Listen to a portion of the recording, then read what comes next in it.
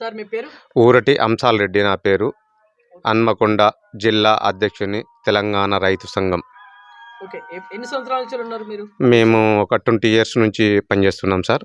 20 years నుంచి. 20 years నుంచి పనిచేస్తున్నాం. మీ ఎక్కడ ప్రాపర్? మా ప్రాపర్ వచ్చేసి అక్కంపేట, ఇదే విలేజ్. అంటే ఎక్కడ, ఏ జిల్లా వస్తుంది అది? హన్మకొండ జిల్లా వస్తుంది. మా జిల్లా వచ్చేసి ఆత్మకూరు మండల్. ఎన్ని సంవత్సరాల నుంచి అధ్యక్షులుగా ఉన్నారు? నేను గత 15 సంవత్సరాల నుంచి అధ్యక్షునిగా పనిచేసిన. 5 సంవత్సరాలు ఉమ్మడి జిల్లా అధ్యక్షునిగా పనిచేసినటువంటి మా సంఘం తరఫు నుంచి ఉమ్మడి జిల్లా అధ్యక్షుడు మా శ్రీనివాస్ గారు పనిచేసినారు.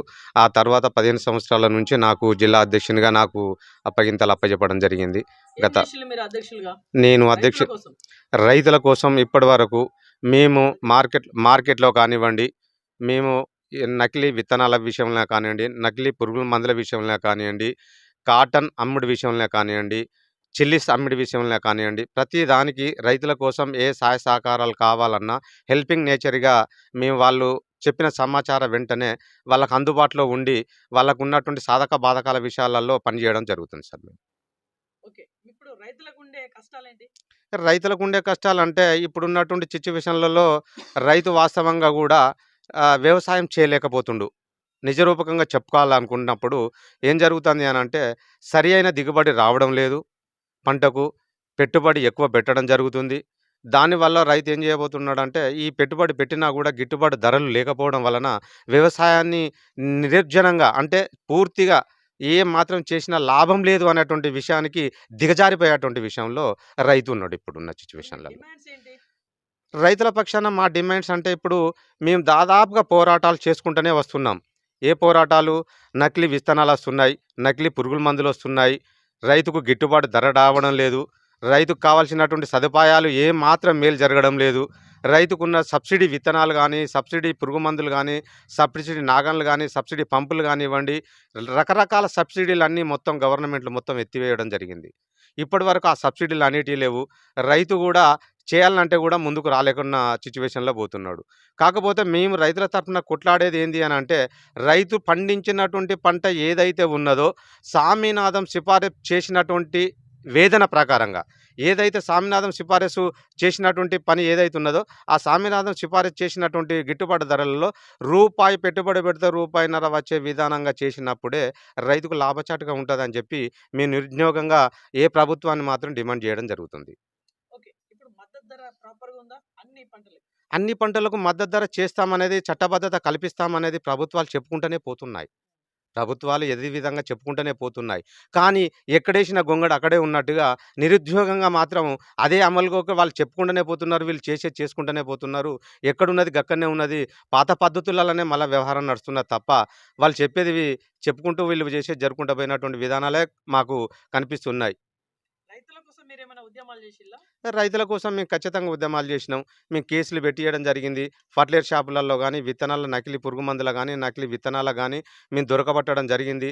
రైతుల కోసం తీసుకుపోయి మెయిల్ చేసి వాళ్ళను లైసెన్సులు రద్దు చేయడం జరిగింది. రీసెంట్లీ నెల రోజుల క్రితంలో లక్ష్మీపురం కూరగాయల మార్కెట్లో కూడా మేము చేసినటువంటి మెయిల్ ఏంటంటే, ఒక రైతును తీసుకుపోయి కొట్టడం జరిగింది. ఏది కూరగాయలు పండించినటువంటి రైతును కూడా కొట్టడం జరిగితే లక్ష్మీపురం కూరగాయ మార్కెట్లో కూడా అతన్ని లైసెన్స్ రద్దు చేయించి అప్పటికప్పుడు మేము ఆ లైసెన్స్ను రద్దు చేయించడం జరిగే కాకుండా కూడా ఆయనను జైల్లో శిక్షించే విధానంగా ఆయన మీద కేసులు కూడా పెట్టియడం జరిగింది రైతు సంఘం తరఫు నుంచి. జిల్లా అధ్యక్షులుగా ఇప్పుడు మీరు ఏం పిలుపు ఇవ్వాలనుకుంటారు?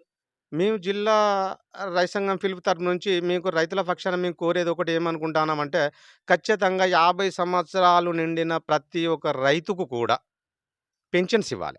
ఎందుకోసం ఇవ్వాలి అని అంటే, ఈ రైతు చేసి ఈ ఉద్యమంలలో కాళ్ళు రెక్కలు ఆడలేక నైట్ డే కష్టపడి, రాత్రులనక పగలనక కష్టపడి నడుము నొప్పులు, కాళ్ళ నొప్పులు వచ్చేతోని వెనుకకు జారిపోయి ముందుకొచ్చే పరిస్థితిలో లేకుండా పోవడం వలన 50 సంవత్సరాలు నిండిన ప్రతి ఒక్క రైతుకు కూడా, ఏ రైతు అయినా సరే ఆ రైతుకు 50 సంవత్సరాలు నిండిన రైతుకు కూడా పెన్షన్స్ ఇవ్వాలనేది ప్రభుత్వాన్ని డిమాండ్ చేస్తూ ఉన్నాం.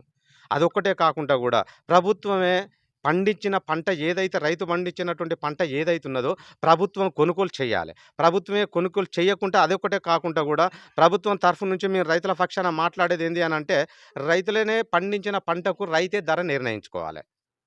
ఈ గిట్టుబాటు ధరలు వాళ్ళు చెప్పడం వీళ్ళు చేయడం కాకుండా, ఇప్పుడు ఎగ్జాంపుల్గా చెప్పాలనుకున్నప్పుడు మనకు మందు బస్తాలు ఉన్నాయి.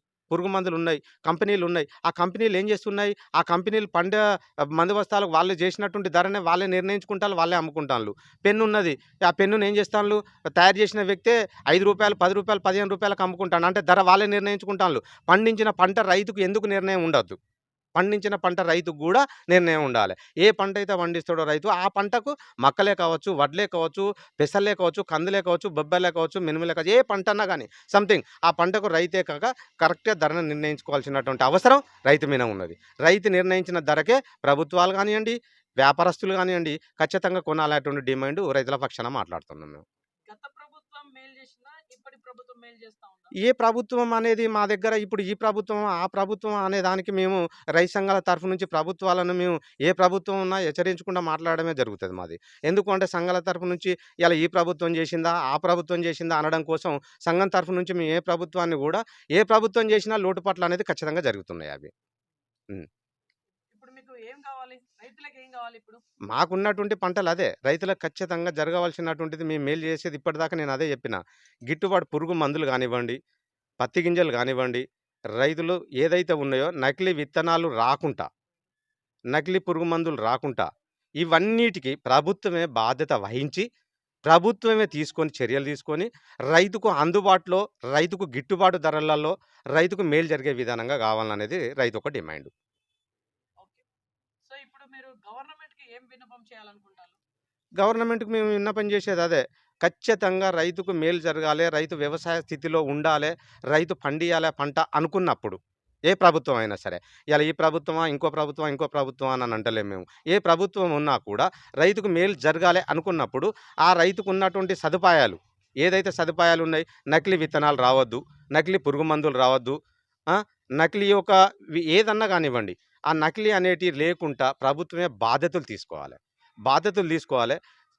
ఇంకొకటి ఉపాధి హామీ పని ఏదైతే ఉన్నదో రైతుకు అనుసంధానం చేయాలి. ఎందుకు అనంటే కొన్ని సందర్భాల్లో ఈ ఉపాధి హామీ పని రైతుకు అనుసంధానం చేసినప్పుడు కొంత పెట్టుబడనేది తగ్గుతదనేది రైతు అవగాహన సదస్సు.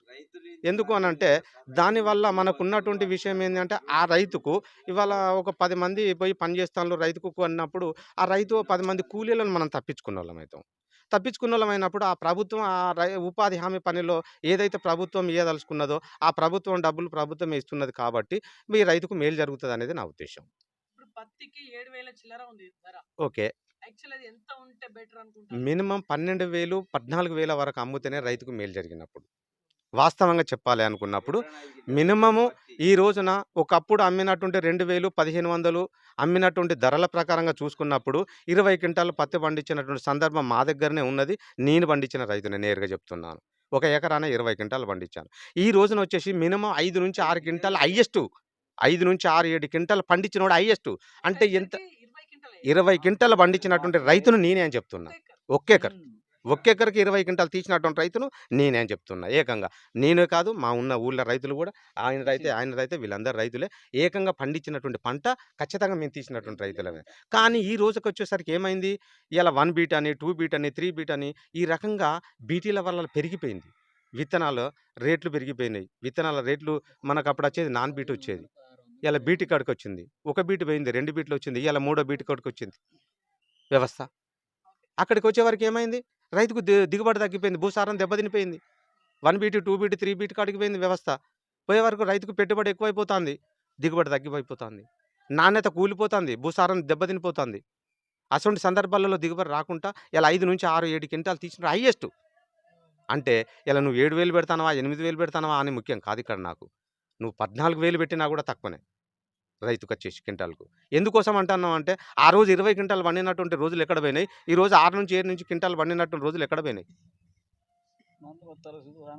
500 డీఏ బస్తుండే మా కళ్ళ ముందు. నా కళ్ళ ముందు 500 నేను వ్యవసాయం చేసినప్పుడు 450, 500 డీఏ బస్తా ఉండే. ఈ రోజున 1,500కెళ్ళిపోయింది. 20 బస్తా ఉండే.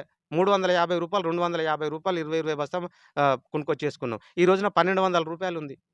ఒక పొటాష్ బస్తా కొనాలంటే రూ. 1,800 ఉంది. ఒక అమ్మోనియా బస్తా కొనాలంటే 900, 1,200 అమ్ముతున్నది. రైతు ఎక్కడ దిగదా? రైతు ఎక్కడ పెట్టుబడి పెట్టాలె? రైతు పండించిన పంటకు గిట్టుబాటు ధరలు ఎక్కడినుంచున్నాయి? ఇవన్నీ నాణ్యతంగా ప్రభుత్వం చూస్తాంది. ప్రభుత్వమే పెంచుతాంది. ప్రభుత్వాలు ఈ ప్రభుత్వం అని, ఆ ప్రభుత్వం అని కాదు. ఏ ప్రభుత్వం ఉన్నా పెంచుకుంటూనే పోతాంది. కానీ రైతు పంట కాడికొచ్చే వరకు మాత్రం వాళ్ళే ధర నిర్ణయిస్తాండ్లు. ఓకే. ధరలు ఫైనల్లీ ఏం చెప్పి ముగిస్తారు? ఫైనల్లీ రైతులకు కానీ, గవర్నమెంట్ కానీ ఎవరికైనా సరే ఫైనల్లీ ఏం చెప్పి ముగిస్తారు? ఏం లేదు. ఫైనల్‌గా మేము చెప్పవలసినదేంది, రైతులకు 50 సంవత్సరాలు నిండిన ప్రతి ఒక్క రైతుకు గవర్నమెంట్ ఖచ్చితంగా పెన్షన్స్ ఇవ్వాలే. ఒక డిమాండ్సు. ఏదైనా జరిగినా గూడా రైతులకు నకిలీ విత్తనాలు, నకిలీ పురుగు మందులు గానియండి, మందు బస్తాలు గానియండి, పండించిన పంట ఏదైతున్నదో గవర్నమెంటే కొనుగోలు జేయాలే. ఈ యొక్క విత్తనాలను గూడా నకిలీ విత్తనాలను రాకుండా గవర్నమెంటే బాధ్యత వహించాలే.